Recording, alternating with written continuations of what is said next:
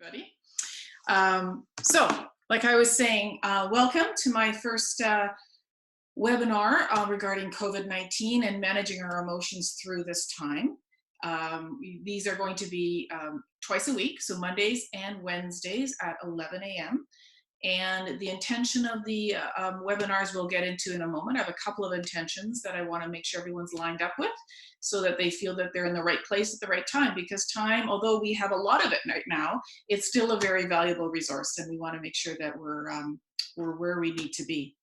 So I just wanted to let you know who I am in case you don't know who I am. My name is Karen Spencer, and I am the founder of a coaching practice called It Can Be Different. So it's a life coaching practice that focuses on managing emotional states, predominantly negative states, of course, like anxiety or depression, any kind of worry, stress. And I do that through a number of modalities, but it's a mixing of somatic techniques with NLP, together with mindfulness and mindset, and all those put together moves people through the stressors of that state and brings them out into a much better reality for them with a lot of strategies that they can incorporate. So before we get into the intentions of these webinars, I just wanted to do a shout out to Deanna Simone of Rosewood Marketing. She is my marketing guru. She's who I have on my team, and she has managed my marketing for a number of years and has done a wonderful job, and is currently helping me through a lot of technology, new ways of doing my business, and I just want to say thank you to her. So let's first talk about these webinars and why it would be a good idea for you to attend and to put some time into this. So first of all, it's a chance for us to gather. Of course, we are really limited right now in how we can get together and who we can get together with. So it's an option for gathering. So it allows you to look forward to seeing a face on your screen and getting some information and involving yourself with that kind of activity. It also is going to be a chance for us to take some time just to pay attention to our emotions. I'm going to be talking a lot about our emotional state, to recognizing what's going on, accepting it, learning from it, and releasing it. We are being asked to do some house cleaning here energetically. I just want people to recognize this. Although a lot of us are talking about doing our own house cleaning, literally, we're in our homes or cleaning up closets that have never been cleaned before. We are throwing out stuff. We're getting ready for kind of that big spring clean because we have all this extra time. We are also being asked to do a lot of internal cleaning up, our internal housekeeping. And what I'm encouraging people to do is to not disregard what is being asked of us to do, and to allow this cleanse to happen. And it can be a very enjoyable in some ways, and a very releasing exercise that we're being asked to do individually and collectively. We also don't want to dive into these emotional states, these negative emotional states, and just be bathed in them. So we want to be able to move through them in as quickly and as in the best way possible. We want to be able to dissipate this negativity when it pops up, learn from it and dissipate it and move on. And it's going to be like layers of an onion. They're going to come in waves, and we want to get those little layers moved off as quickly as possible while appreciating what that layer has to teach us. So, you know, a lot of times people have also talked about, if I'm not a frontline worker, if I'm not a scientist working on a vaccine, if I'm not in an industry that's making face masks, you know, what role am I playing? What good am I doing just sitting in my home, even though that is very critical that we do that? Well, let me tell you that this work that we are going to do with your emotional state is very valuable, and it has a profound effect globally into how we are going to move together through this.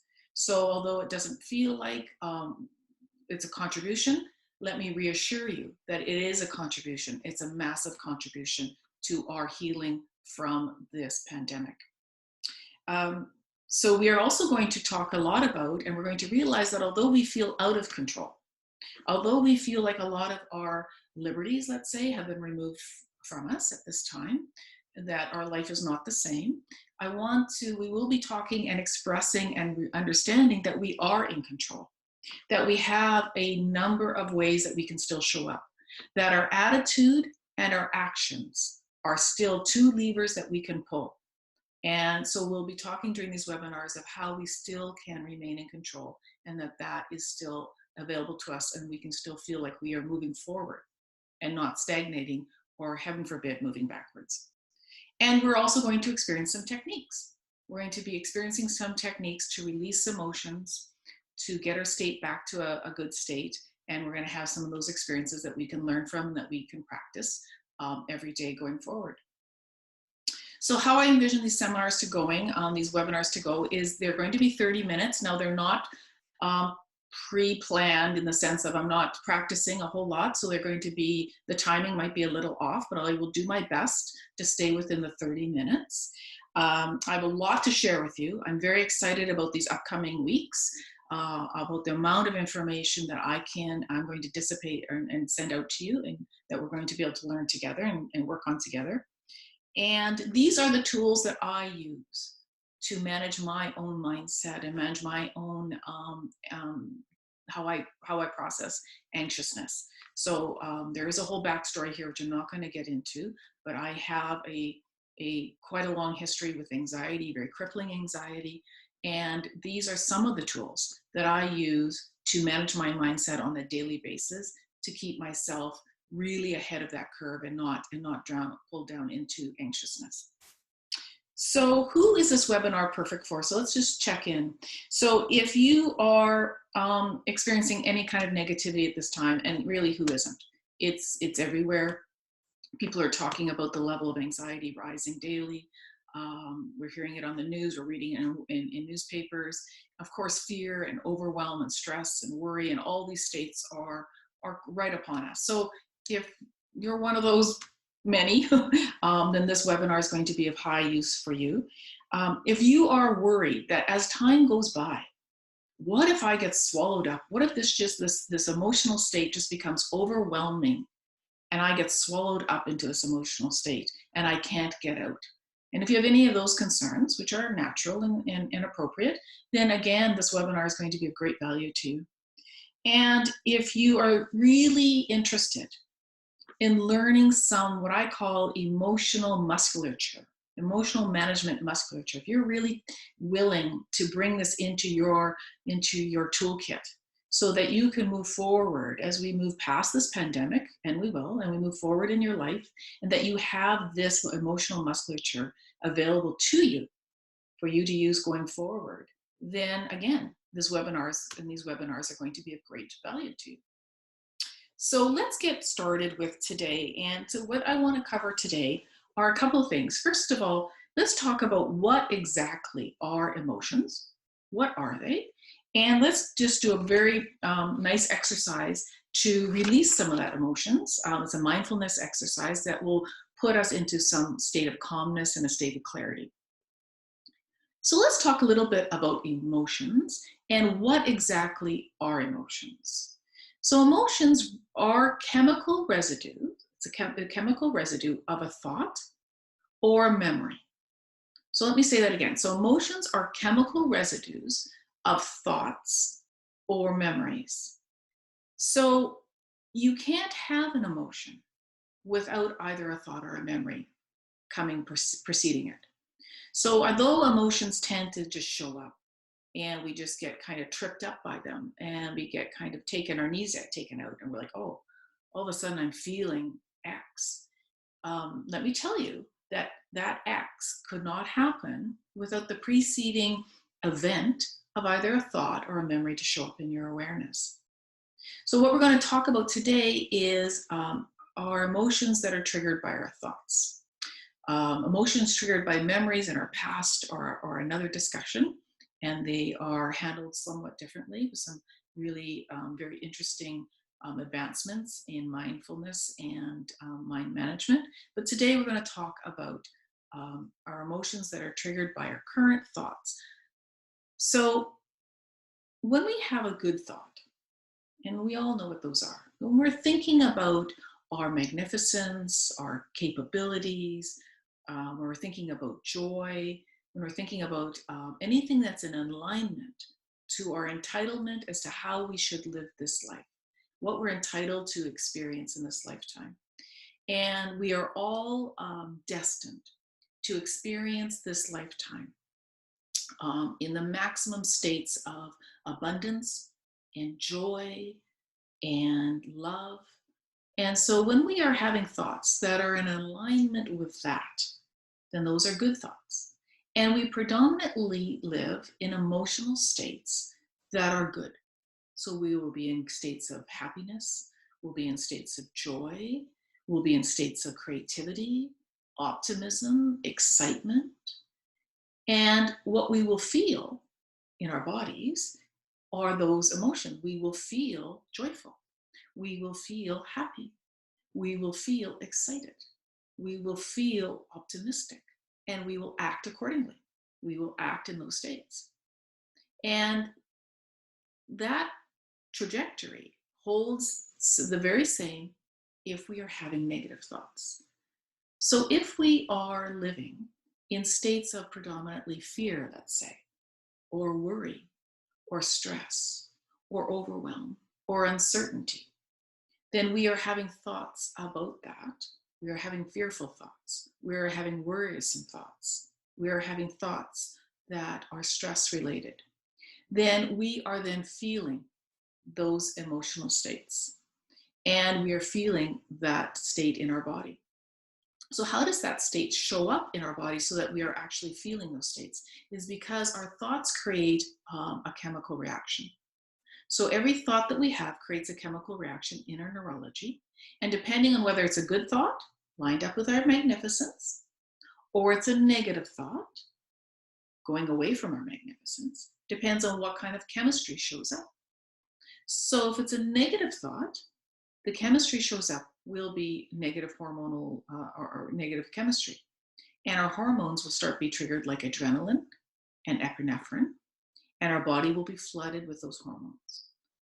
And what happens when our body is flooded with epinephrine and adrenaline is that our body responds accordingly. Our heart rate goes up, we may start to sweat, our thinking could get foggy, our appetite could be either enhanced or suppressed. Our sleeping usually is affected very negatively. We can't sleep. We're in this state of high anxiety. A lot of people talk about fluttering, the fluttering of our stomach flutters. So we live in these states, and then we are actually feeling our emotions.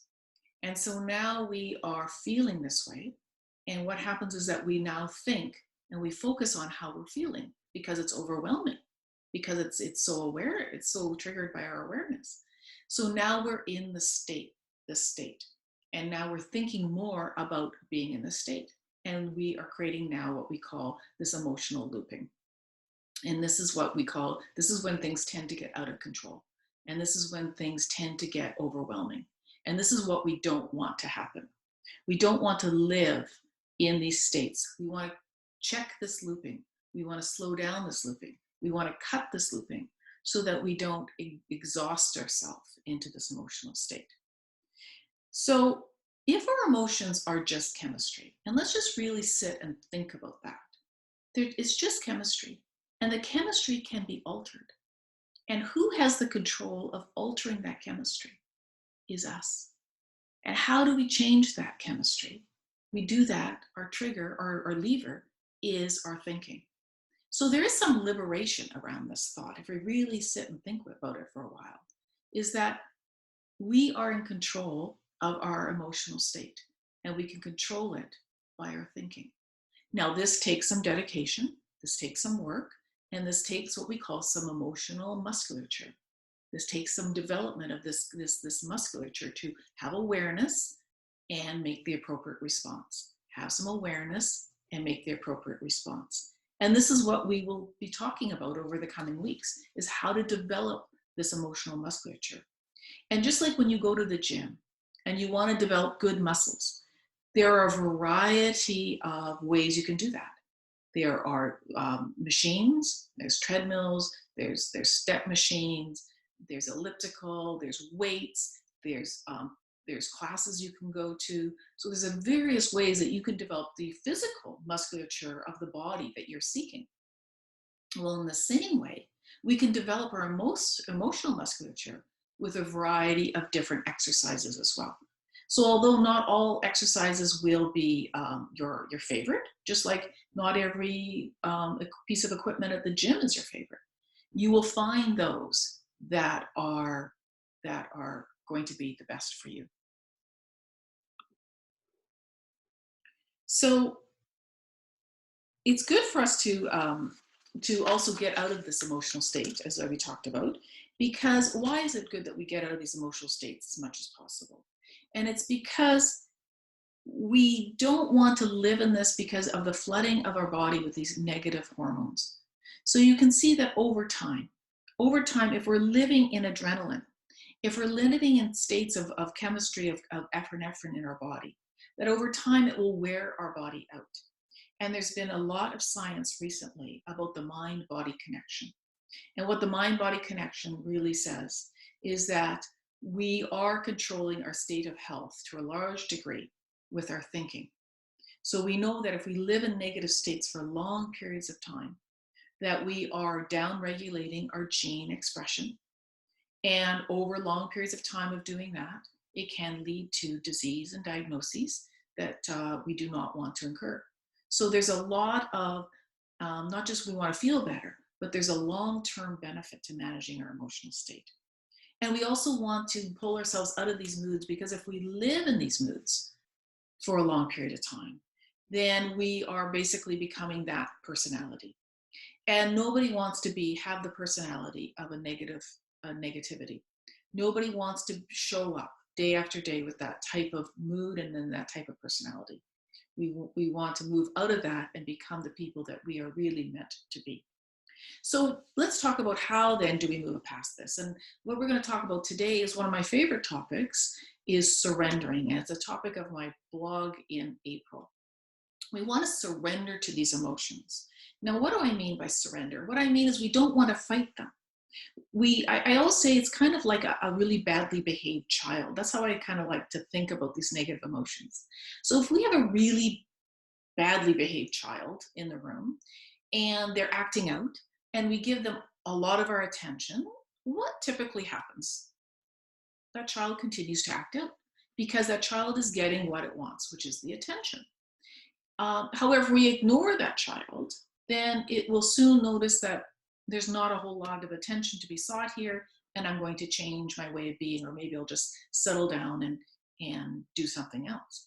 So our negative emotions are like badly behaved children. And the more attention that we give to them in the wrong way, in the sense of fighting them, in the sense of worrying about them, in the sense of I don't want them to be here, then the more we really charge them up and the bigger they get. So we want to realize that where we put our attention is where we put our energy. So do we really want to put our energy, which is a finite resource, do we want to put it on these negative emotions, or do we want to do it differently? So let's do it differently. That's my suggestion. And my suggestion is that we surrender. We surrender to these emotions. So what we do is, first of all, we realize that it's our thinking that's getting us here. That's kind of step one. So we ask ourselves, if we're going to surrender, we ask ourselves, am I really associated to an outcome that I just really feel has to happen? Lots of times we're in this negativity because we feel that we have to get a certain outcome. And if we don't get that particular outcome in the future, that our story that we tell ourselves is that it will all go bad. So what I'm suggesting today is that we loosen up that association to outcomes, that we allow ourselves to open up to perspective, that we allow ourselves to understand that we might not know everything, that this could all turn out in ways that we do not know, that our future may have a direction that we can't imagine right now, and that we just surrender to that possibility. And how we do that surrendering is, what I like to suggest is that we actually first start to imagine what surrendering would feel like physically. So there's a couple of ways to do this. One of the ways that I like to do it is I imagine that when I'm really in that bear down mode, when I have to have a certain outcome, I see myself as really having my hands on the steering wheel tight, and that I'm driving my my car forward and it has to go in that direction. And when I allow myself to surrender, is I give myself the opportunity to take my hands off the steering wheel. And I imagine what that's like, how that would feel. You just take your hands off the steering wheel and you imagine that your car is still moving forward and you're just relaxing. Or some people like to imagine jumping out of an airplane and just surrendering to the free fall of what that feels like, to just free fall. Or surrendering to just floating in a lake and just allowing the currents to take you wherever you go, wherever you want to go. So that's step one, is that we just feel this physicalness of surrendering, and we focus on that. We can spend some time closing our eyes and just allowing ourselves to imagine that. And then one of the next steps we like to do is we like to focus then on our breathing. And we like to bring our breath right back and allow our breath to relax us and bring us right back to the now and bring us right back to this beautiful, beautiful time. So we like to focus on our breathing. And so one of the ways that we can focus on our breathing is, I like to call it the 6x4 breathing method. And that's where we, with eyes closed, because we don't need the stimulus of our visual inputs, is with our eyes closed, is that we breathe in slowly and with purpose for the count of 6. And we hold for this count of 6. And we exhale for the count of 6.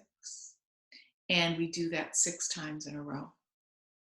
So let me explain that again. So what we would do with our eyes closed is we nice deep belly breaths in for the count of 6. We feel that in our body, what that feels like to fill our lungs up. We notice that sensation in our body. We then hold for the count of 6. We hold for the count of 6.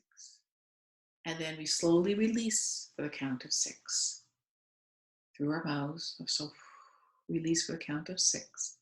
And we bring our awareness right back into our body and what it feels like to be in the now with our breath. And we do that 6 times.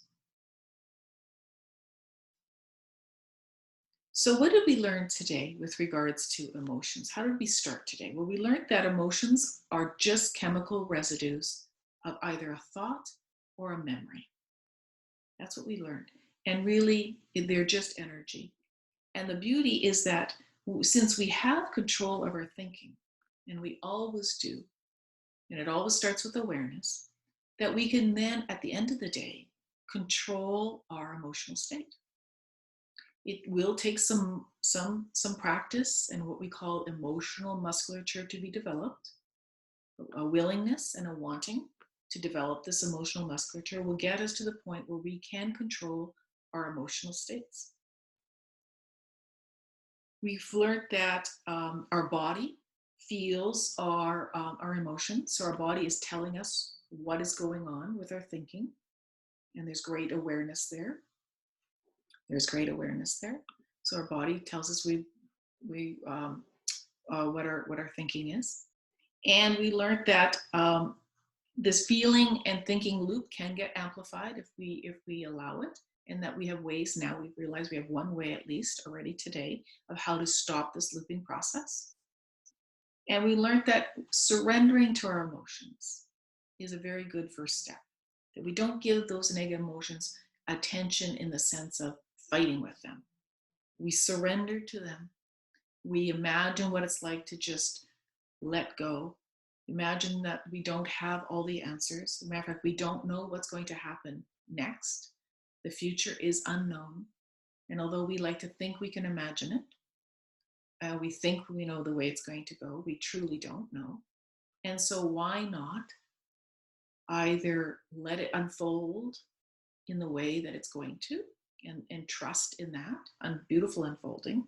Or if we want to imagine our future, imagine it in a beautiful sense. Imagine it with the maximum amount of love and joy and abundance and success that we can imagine, that we can muster up.